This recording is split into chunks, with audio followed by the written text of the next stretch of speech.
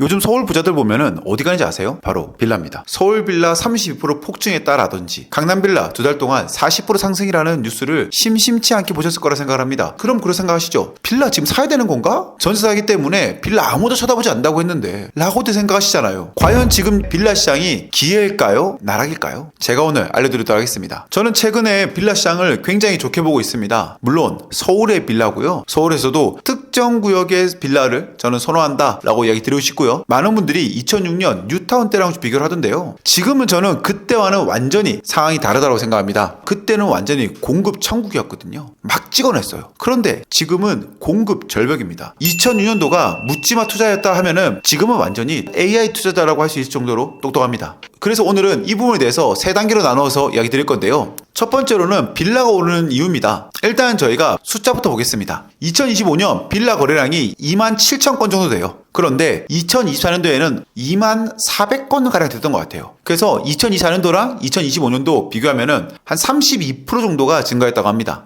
2021년도 부동산 호황기 이후에 처음 있는 일이에요. 근데 여기서 중요한 게 있습니다. 빌라가 다 오른 게 아니에요. 1순위는 성동구고요. 2순위는 강남구고 3순위는 송파구, 4순위 영등포구, 5순위 양천구였습니다. 성동구 같은 경우에는 2024년 270건에서 2025년 약 한 497건이고요. 강남구는 452건에서 824건으로, 송파구는 1188건에서 2067건으로, 영등포는 366건에서 628건으로, 양천구는 1128건에서 1743건, 성동구는 무려 84% 정도 늘어났고요. 강남구는 82%, 송파구는 74%가 증감을 보였습니다. 어떻게 보면은 이곳으로 지금 현재 돈이 몰리고 있다는 것이죠. 그런데 앞서서 말씀드렸죠. 다 올랐느냐? 그렇지 않습니다. 도봉구 같은 경우에는 마이너스 1.4%예요. 거래가 더 줄어들었다는 것이죠. 여기서 또 확연하게 알 수 있습니다. 사람들이 돈을 어디에 쓰는지, 어떻게 쓰는지, 어떤 곳에 보는지. 그래서 정확히 말하면 서울에 있는 빌라가 오른다라는 게 아니고 서울의 핵심 지역에 있는 빌라가 상승하고 있다라는 것을 이야기 드리고 싶은 거예요. 그러면 왜 갑자기 그렇게 사람들이 싫어하고 꺼려했던 빌라가 오르느냐라고 하면은 다른 거 아니죠. 10월 15일 대책 이후로 풍선 효과가 일어난 곳이 바로 빌라다라고 생각할 수 있을 것 같습니다. 아파트라는 정문이 막히다 보니까 빌라라는 비상구가 부풀어 오른 거죠. 아파트 갭 투자 안 되죠. 하지만 빌라는 갭 투자 되잖아요. 정부에서도 분명히 가격이 잡힐 거라고 생각했지만 그 가격이 잡히지 않았습니다. 송파 같은 경우에는 1년 만에 10억이 뛰었거든요. 즉 그 말이 무슨 말이죠? 서울에 아파트가 없어. 공급을 해야 돼. 그럼 공급을 어떻게 할 수 있을까? 빌라를 부신 다음에 재건축 재개발하지 않을까? 라고 생각하면서 많은 사람들이 서울 핵심 지역에 빌라를 떼어가고 있다는 거예요. 즉 그래서 똘똘한 한 채에 대한 심리가 이제는 아파트를 넘어서 빌라까지 넘어왔다 생각하시면 될 것 같습니다. 그래서 강남권에 있는 한강벨트로 특히나 더 많이 몰리긴 했었습니다. 양극화가 정말로 심해졌다라는 거예요. 그래서 살 거면 무조건 상급지를 사야 된다는 게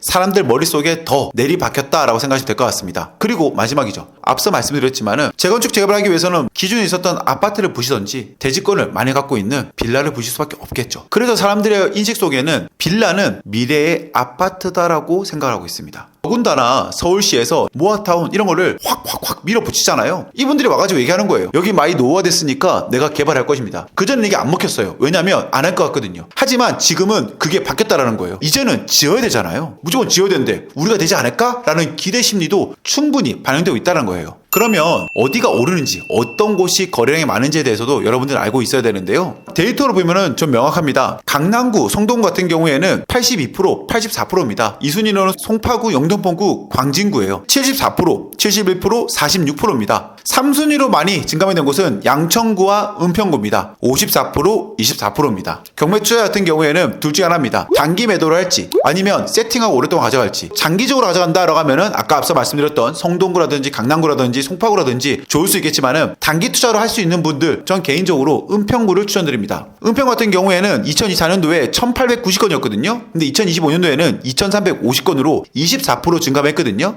그렇기 때문에 1순위로는 은평구를 얘기 드리고요. 두 번째로는 강서구를 얘기 드립니다. 강서구는 1820건에서 1939건으로 6.5%가량 증감했고요. 그 다음에는 광진구입니다. 1218건에서 1781건으로 굉장히 많아졌고요. 끝으로는 양천구입니다. 1128건에서 1743건으로 54%가 늘어났기 때문에 이 4개의 구역을 단기적으로 투자하는 방법도 충분히 있을 수 있다라는 것을 이야기 드리고 싶은 거예요. 그리고 요즘에 특히나 많이 하는 게 뭐냐면은 신축 빌라를 자녀들에게 증여를 많이 합니다. 그래서 빌라 업자들이 강남에 있는 토지, 반포 있는 토지를 많이 찾기 시작했습니다. 그래서 제가 물어봤습니다. 어떻게 할 생각이냐라고 물어봤더니 작게 1.5룸으로 쪼갠 다음에 분양할 거라고 하더라고요. 전 개인적으로 지금 현재 서울에 있는 아파트가 상승한 것처럼 빌라도 충분히 오를 기세가 있다고 생각합니다. 기회는 위기 때 찾아온다라고 하잖아요. 내가 공략해야 될 빌라가 어떠한 장점을 가지고 있는지에 대해서 꼼꼼하게 체크하시면 더 좋을 것 같아요. 오늘 영상이 좋았다 그러면 구독과 좋아요, 알림 설정 부탁드립니다. 감사합니다.